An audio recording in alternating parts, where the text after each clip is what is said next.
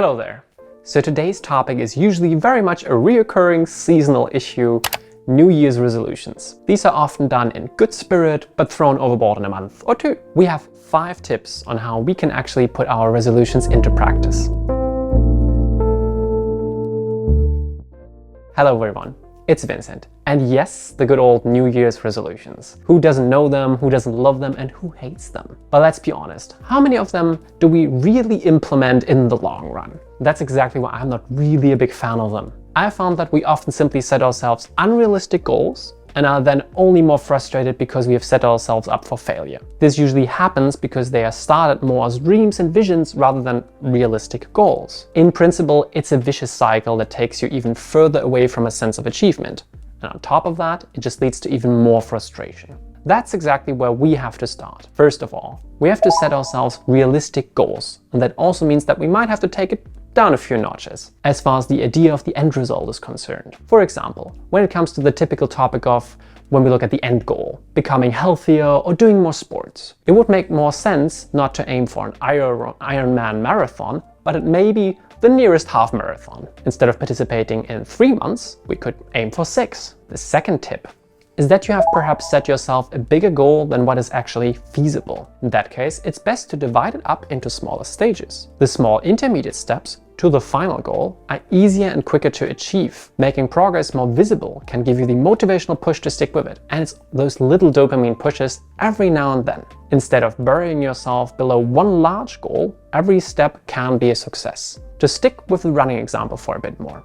If your ultimate goal is a half marathon, about 21 kilometers, our intermediate stage could be 5 kilometers each, which we work towards every month. In other words, you're really working your way from 0 to 5 and not from 0 to 20. That makes a huge difference mentally. My third tip for really achieving our New Year's resolutions in the long run is to visualize your goals, above all, to make them more specific. This means that before you start, you really make a concrete plan of what you want to achieve and why. The visualization can be done with a mind map, but also with pictures you hang on the fridge, or with reminders on your cell phone that pop up at regular times. Let's just stick with our example, but remember, this can be applied to any other goal as well. You're not saying, wow, in the new year I need to pay better attention to my health and have big results.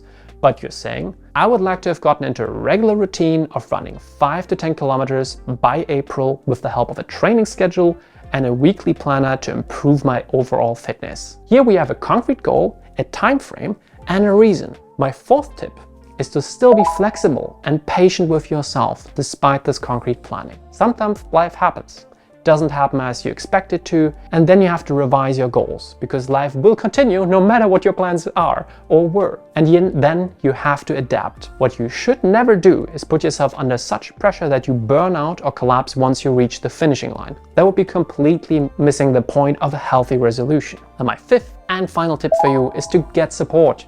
So share your plan with people you trust and who could support you on this journey. Or maybe even look for like-minded people with whom you can achieve your goals together. This can be super motivating. At points where you might give up on your own, you will stick with it and believe in yourself. This can also be done virtually or through meetup groups. There are now profiles and social networks that are dedicated to every conceivable topic. And sometimes it helps to discover new profiles and get new food for thought. In any case, I wish you all the best and hope that you can stick to some of your resolutions in 2024. I look forward to seeing you next year. Take care and goodbye.